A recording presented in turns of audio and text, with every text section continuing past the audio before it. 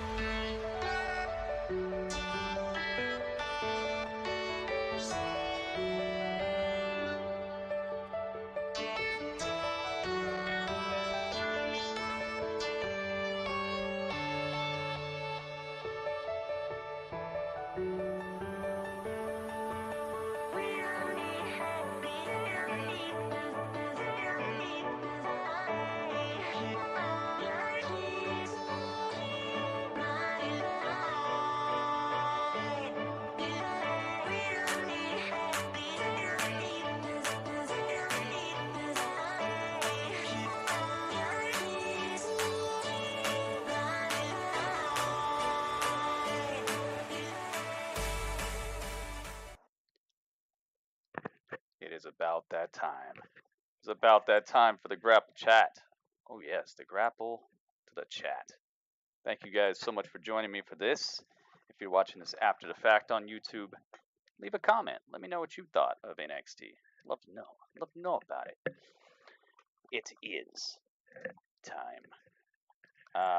Hopefully everybody's having a good day. Hopefully you enjoyed NXT.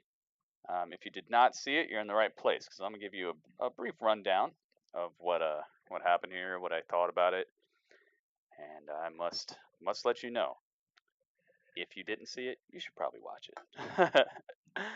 All right, so let's get into this. I hope you guys are ready. You ready for Grapple Chat, guys? I think everybody in here is pretty much ready. You ready? Grapple Chat time? I think so. I think it is about that time. Make sure I get all the way live. Okay. I feel all the way live. Grapple Chat. Oh yeah, let's do it. Let's go.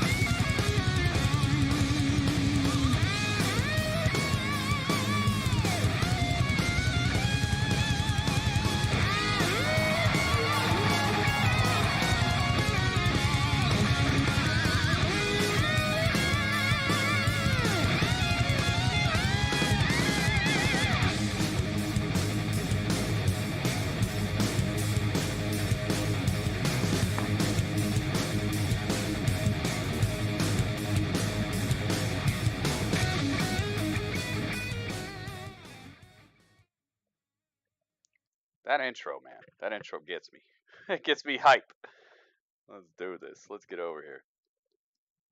Here we are. I am at the prestigious Full Sail Arena, which is quickly becoming one of the nicest, one of the most expectable places to just see some great wrestling, to see some great broadcasting.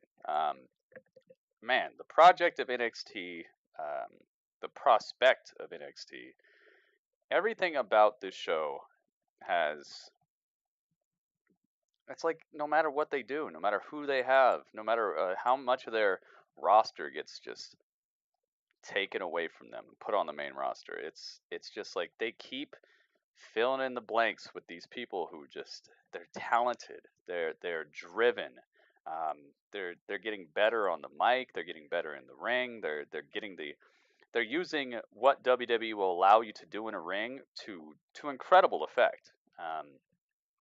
I know a lot of these people are having their move sets nerfed a little bit from what they were doing on the independent scenes or other places, but man, if there was ever a advertisement for for what is possible with WWE's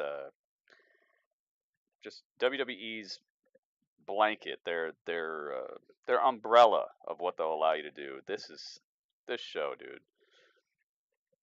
It just does it, man. Oh yes. Oh yes. So welcome, guys. Grapple Chat. Okay, NXT review for May the 30th, 2018, and let me just tell you right off the bat, this NXT did not disappoint. I was a little worried because the the main event match, or the one that they were advertising the most, was Shayna Baszler versus Dakota Kai, and I don't. I know Dakota Kai is a great wrestler, but I was just wondering how they would make that match look like it was a contest at all with the way that they've been booking Shayna Baszler. So we'll get to that. We'll get to that. But I was a little worried at first, not too worried because I knew it was going to be a great show no matter what. But that just kind of had me like, let's see what they're able to do here. What does this button do? A shirt, dude? There should be a shirt that has him saying that. I don't know, man. Maybe the rest of the world didn't find it as funny as we did. I found that so incredibly funny. All right, so let's get right into this. The NXT started out this week with, oh gosh, okay. So, gosh, I think it was EC3, right? No. It was Aleister Black. Aleister Black. Okay, Aleister Black came out. Got my stuff all backwards already. Let me make sure that I got this together. Okay, so Aleister Black, he rises up with his belt around it, over his shoulder, and is playing his song, and it's just awesome. It's just awesome. He gets in the ring. He talks about how there's kind of like this weird contention with who is going to be his number one, the guy who's going to come after his championship next, and then right on cue, Lars Sullivan's music hits, and he walks out and he says the contention is over, or whatever, the speculation is over. I'm going to be your opponent at Takeover Chicago for the NXT Championship, which was really cool, really cool. I do like Lars Sullivan. He seems like a credible threat. They've done a good job of building him up, especially in that triple threat match against Ricochet and Velveteen Dream last week. Just increíble. Lars is quickly becoming the beast that I've been hoping that they would make him out to be, and they have not ruined him. They have not ruined him, man. I was at first I was a little worried because they had him going up against Chris Hero. What's his name? Ono? Yeah, his name's Ono. So I was like, oh gosh, is Ono gonna be that like gateway type of dude, like kind of like a Dolph Ziggler, a guy who's he's over enough, but he's not really getting that push. Where is Ono, by the way? Is Ono injured or something? Does anybody know? Ono must be like injured or something because I have not seen him recently at all. Oh, and actually, he had a match against Ciampa, didn't he? He had a match against Ciampa a couple weeks ago. Okay, so he has been around. It's just NXT TV. They put people on TV and then you won't see them for a couple weeks. I like that about NXT actually. So I'm glad he's not injured. I was thinking he was injured for a second. So Lars Sullivan says, "I'm going to be your opponent." Then he walks up and he, gets in his face, and freaking Aleister Black tries to hit him with the Black Mask, which I think is called the Fade to Black now. I don't know. They're going back and forth on the name, I think. But it's called the Fade to Black now. He goes for it, turns around with the kick, and Lars Sullivan catches it so nonchalant, and it was just a perfect spot. He catches the leg, and he just looks at it like, dude, you think I wasn't ready for this? You think I'm just challenging you? And I love that about Lars, because he's not just a big guy. He's also very smart. He's a very, very smart athlete. And so he just catches the kick, turns him around, clocks him, then hits him with the freak accident, and just lays Aleister Black out on the mat. He's just done with. So he walks up, picks up the belt, looks at it, tosses it on Aleister Black. The normal stuff you do when you're going after a title in a couple weeks. But I really thought that this was an effective opening segment.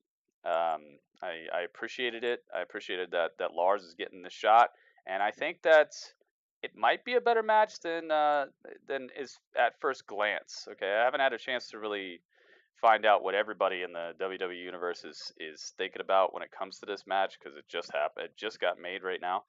But I have a feeling that people are gonna be like, "Oh gosh, Lars Sullivan, come on, man." But I think it could be a pretty dang good match, especially after he just went in a barn burner match against Velveteen Dream and Ricochet. I think Lars has got what it takes, and he seems motivated as well. So it should be pretty dang good, man. So that got made for Takeover Chicago. So that was one reason to already watch this show.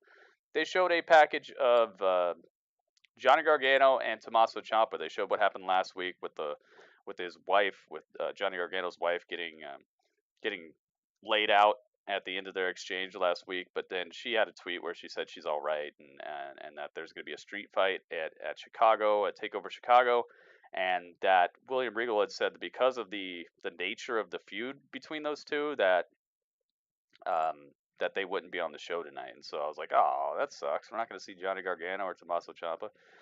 All right, well, hey man, can't wait for Takeover Chicago though. So then, this is where things got a little more crazy. EC3 has a match against Fabian Eichner, and Fabian Eichner, he did not fail to impress here. Fabian Eichner, with the little bit of explosiveness that they gave him, they really let him show off a lot of what he's capable of doing, especially against EC3 here. I would say Fabian Eichner had a good portion of this match that he was in control. Maybe more than 50%, maybe like 60, 65%, something like that. I don't know. But Fabian Eichner did the dang thing in this match.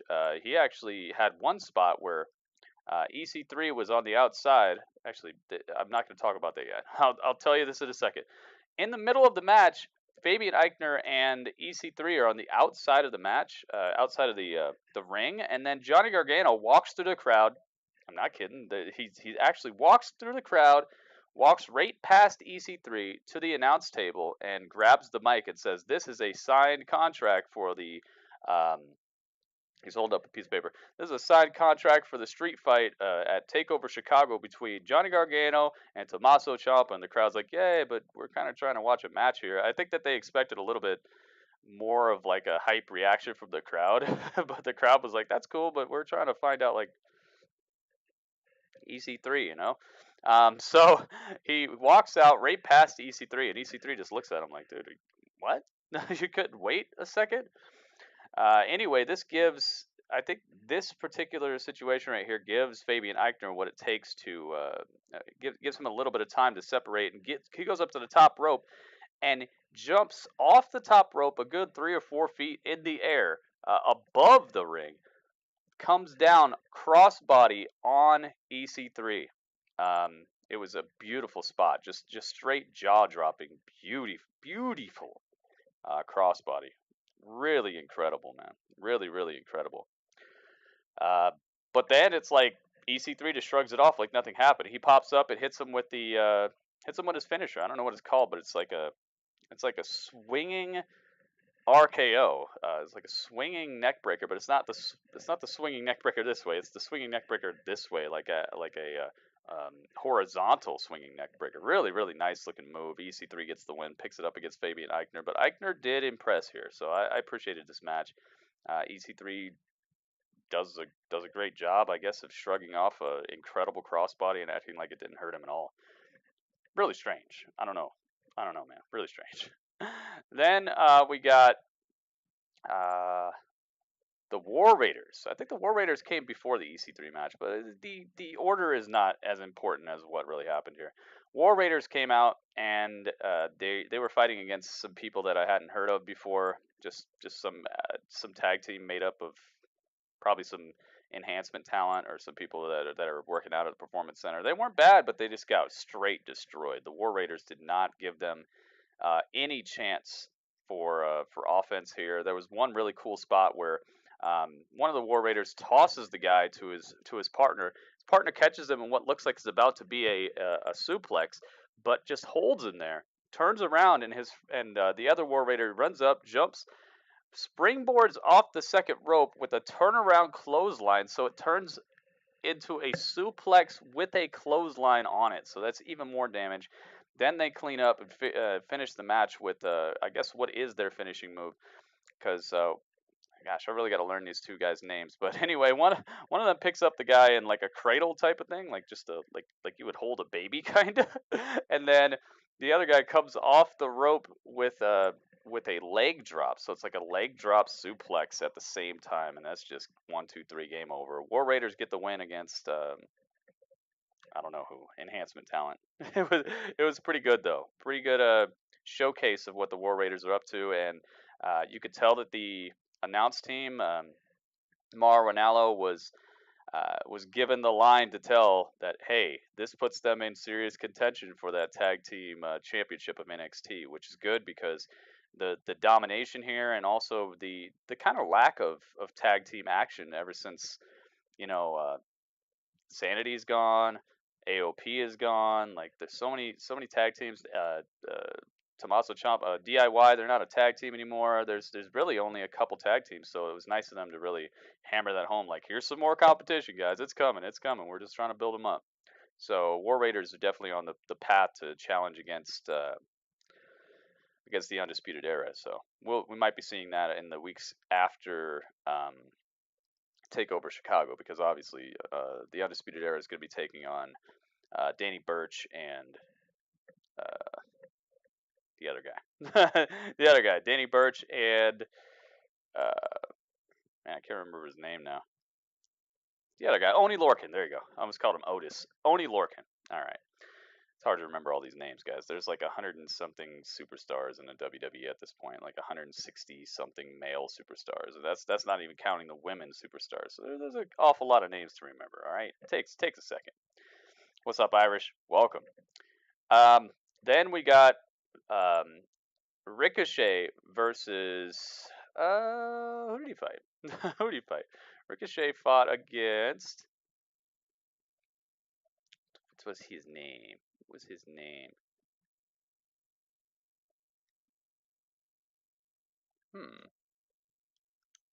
Ricochet fought. You got me, man. You got me. There was a guy I didn't have his picture yet. Oh, it was Dijak. Dijak. Yeah, Chris Dijak. That's who he fought. Chris Dijak looked great in this match too, man. I was very impressed with Chris Dijak. He put together a string of good offense against Ricochet before Ricochet just started. Man, Ricochet, his in-ring abilities are just amazing. Like, I cannot tell you enough how incredible Ricochet is looking, man. He is putting the whole roster on notice. This guy, I would love to see a match with him and AJ Styles, honestly. But hopefully we'll see that someday before AJ retires. I would definitely love to see Ricochet on the main roster after the string of just great performances he's put together in such a small period of time. And I know he's money. I know he's consistent because I heard about him even when he was in the even when he wasn't in the WWE. I was hearing about him, so I know he's consistent. Definitely love to see him on the main roster if they're going to let him keep performing like this. His finish on this match was off the charts, dude. He goes up to the top rope after he does a deadlift.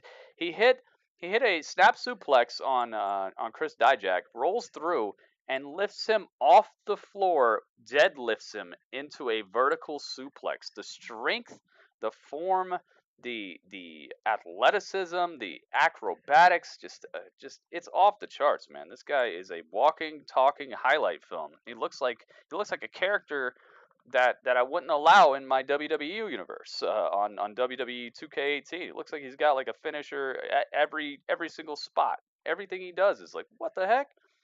So he finishes the match. He comes off the top rope with a 630 senton across the chest of Chris Dijak perfectly. Like 630.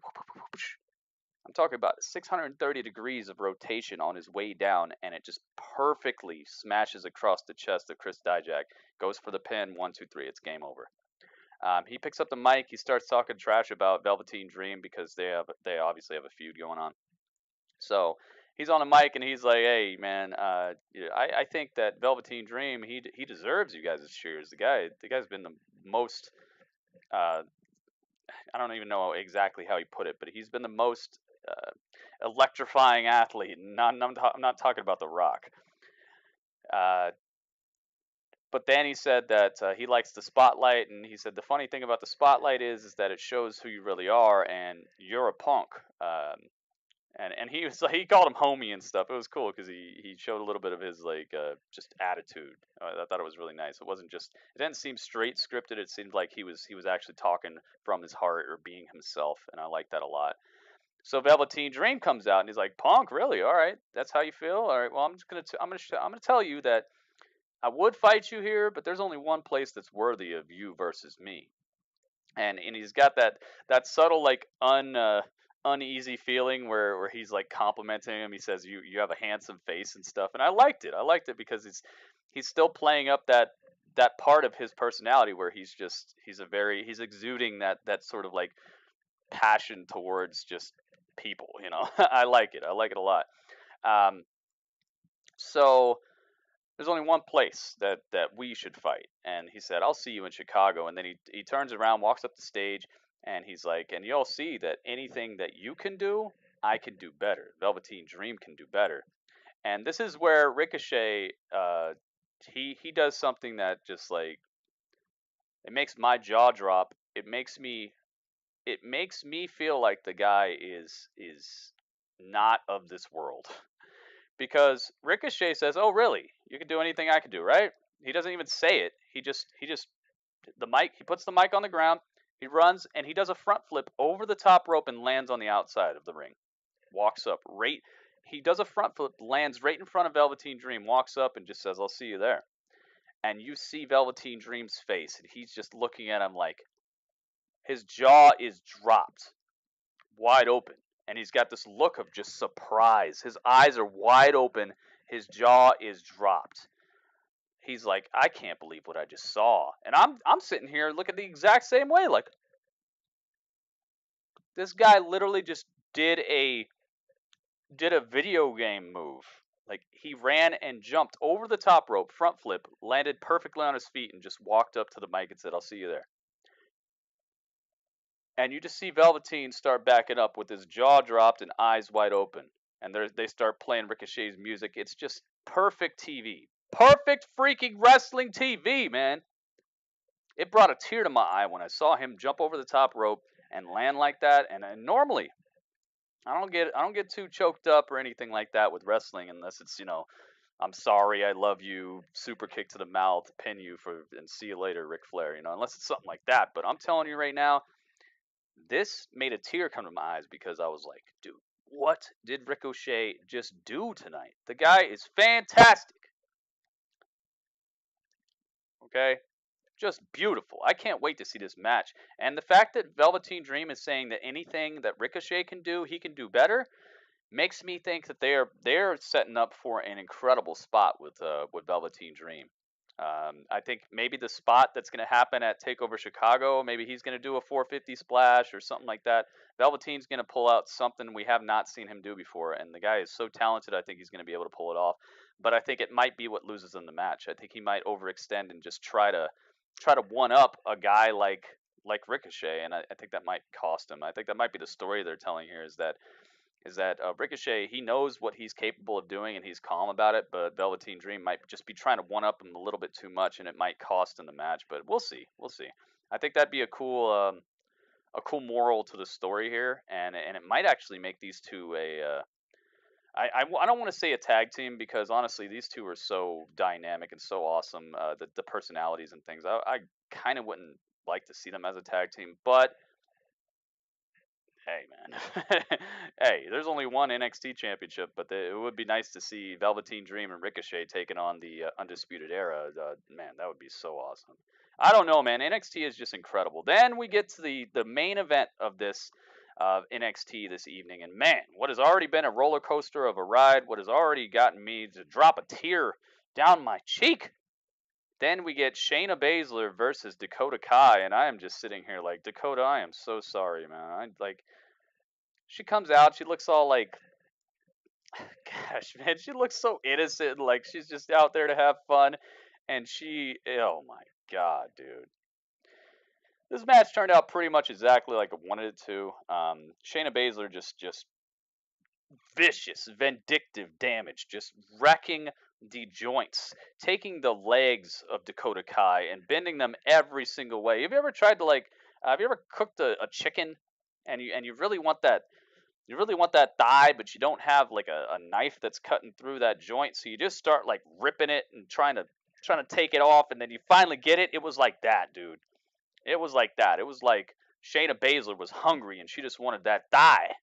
She was just all over Dakota Kai's thighs. Dakota thighs, okay?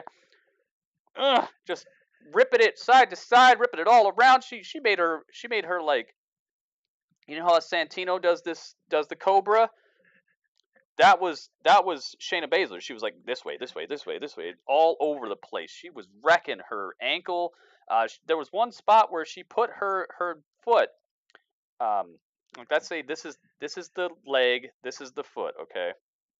She put her foot like this on the mat, and then she stomps directly down on it. Just, oh my goodness, dude! This was a public execution. Dakota Kai found a way to like muster some offense after Shayna was talking some trash in her face. She got in a couple hits, and then she came out. She did like a run around the track, big boot to the face that just left Shayna Baszler looking all kinds of sideways, almost exorcist her, dude. Almost made her the exorcist. Her head was turning, dude. And then as she's laying in the corner, Shayna Baszler was laying in the corner like this. All of a sudden, out of nowhere, here comes Dakota Kai again with another big boot and just exorcist her again. Her head is spinning on a swivel, man. Wrecking her entire life. And I'm like, dude, Dakota Kai? Come on, Dakota. Come on. I actually want to see this now, dude. Just get straight worked. So Shayna Baszler's looking like she's in a lot of trouble here, but you know, the viciousness and just the presentation of Shayna Baszler has been so off the charts. They've done such a good job, almost too good of a job, making Shayna Baszler seem to be the unbeatable and just credible threat in the women's division, that I really don't see anybody touching her. So she turns the tides around. She gets her in the I don't even know what Shayna calls that. What does Shayna call it when she like chokes you out? Maybe it's like the Shayna Bays. Maybe it's the spade lock or something. The shovel killer. I don't know what it's called. But man, Dakota Kai just gets hemmed up. Her face starts turning purple. She starts tapping. Of course, Shayna ain't letting go. They ring the bell. They're like, yeah, whatever. You get your championship back. So Shayna hops up, gets her championship, and then holds it up and is like, yeah, that's right. And it was a pretty short match. I think the amount of time that it took me to explain this match was pretty much as long as the match lasted. It was not long. Shayna looking devastating, looking powerful, and definitely looking like the champion that I want to see on my TV. When I see a champion, I want it to be like, dude, that's the champ. Either that or they better have like just some sneaky sniveling ways where they can just use the ring against you, like how Enzo was, like how Enzo Amore was. You know how Enzo was fighting people who were like at least twice as good as him at wrestling, but he'd still find a way to win and keep his championship, or still found a way to get because he's using the ring, because he's sniveling, he's using what he can to keep it. That I want a champion like that, or I want a champion that's just straight wrecking fools, and that's what Shayna was doing. Shayna puts down her championship and just snatches Dakota Kai. Get it, starts choking her out. Ref can't get her off of her. Her face is turning purple, and then you see Nikki Cross run down to the ring, saves Dakota Kai. Um, she grabs the championship and she says, "You versus me right now for the championship. You versus me. You versus me." And then she points to Dakota Kai and she's like, "You're the ref. You're the referee." And I'm just laughing like, "Come on, what is this?" And she actually is going through with it. Like, she really thinks it's a real match. And she's like, "You're the ref, Dakota Kai." And Dakota Kai's like, "What?" And so she hands the championship. Nikki Cross hands the championship to Dakota Kai. And Dakota Kai is like, "Yeah, this is a championship match." And she's like, "Okay, ring the bell." Then she runs up and kicks Shayna Baszler, and Nikki Cross runs up, kicks Shayna Baszler, and hits her with the freaking drift away. Nikki Cross and Elias have like the same finisher. Hits her with the drift away, and then rolls her into a pin, and then Dakota Kai's like, "All right, 1, 2, 3," and then that's it. And it's not a real match, but Nikki Cross is like, she's crazy, okay? So she's like, "Yeah, I won the championship." So she grabs the championship and starts running around and sharing it with the crowd and stuff. And she's in the crowd, and like they're trying to take pictures, and everyone's hype about it. I love it. And that's how we go off the air. We go off the air with with Nikki Cross believing that she is the new NXT Women's Champion, and they're like, Mauro Ranallo's like, "I guess we'll see these two in Chicago." It was so funny, man. NXT kills it. Once again, what a good show. What a feel good ending as well, because Shayna Baszler gets her comeuppance. Nikki Cross gets to have a crazy moment like she should have, especially since I'm not sure about her and Sanity right now. I'm not sure if she's going to the main roster or not. She's probably sticking around for a little bit. And man, I just had so much fun watching NXT. It's such a breath of fresh air, dude. It's not so heavy, It just seems light, but it also does seem heavy in the right places, We did not see any Adam Cole. We didn't see any of the Undisputed Era. We didn't see any of a lot of superstars. There was no Heavy Machinery. There was no TM61. There was no oh gosh, who else? There's so many people we didn't see, but it's cool because they switch them out week to week, man. You get to see new superstars. You get to be like, okay, cool. They're showing these people up. Overall, I would say, as a whole, this was definitely a must-see episode of NXT because it set up Aleister Black versus Lars Sullivan. It made the street fight between Johnny Gargano and Tommaso Ciampa. It made it make sense, and it also made it official. It also made Velveteen Dream versus Ricochet official. Dude, this was definitely a must-see NXT installment. Plus, it was fun. Plus, the match quality was off the charts. Just incredible feats of strength and agility from Ricochet. EC3 had a good match. Just all together, man. I gotta give this like a 8.5, maybe 8.7 even, dude. It was such a good piece of wrestling, and it was only like 50 minutes long. 50, okay, 50, not 3 hours. 50 minutes, less than an hour, and they pulled off things that just dropped the jaw and made it so fun to watch. So I gotta give it like a 8.7, dude. Like literally, it's up there, man. It's up there amongst one of the best NXT episodes because it just kept the action rolling. They had a nice little retrospective about the career of Bianca Belair, so I could see some good stuff coming for her as well. It showed like how talented she's been in track and field. She graduated with 2 different degrees. Like she's a strong woman. She's done the dang thing, and now she's here. I liked that little retrospective to show what she's been up to and to learn something about her. while she's not on TV. I wish they do this for people when they're not on TV. I wish they do this a little bit more often, but I can understand why they want to keep that to a minimum. You don't want to be watching a show and then they delay the show for like 5 minutes while they tell you about, hey, this guy. Have you heard of Fabian Eichner? Did you know he went to Red Faction High School? Oh man, he quickly became the most legitimate amateur wrestler at Red Faction High School. Like I'm not trying to hear all that. Like it's cool, but it's like don't do it every week. So I understand. Altogether, man, great episode. Great episode, dude. Love NXT crowds. Yeah, that's for sure, dude.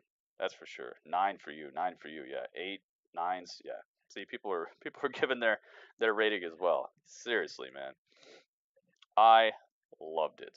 I loved it, and I would say if you have not seen it, you should go back and watch it. Even though I described it, trust me, my description is not holding a candle to actually seeing what Ricochet did, actually seeing the height that Eichner got off this rope and came to the outside across body onto. You just got to see it, man. Definitely watch it. Definitely check it out, guys. It's only 50 minutes.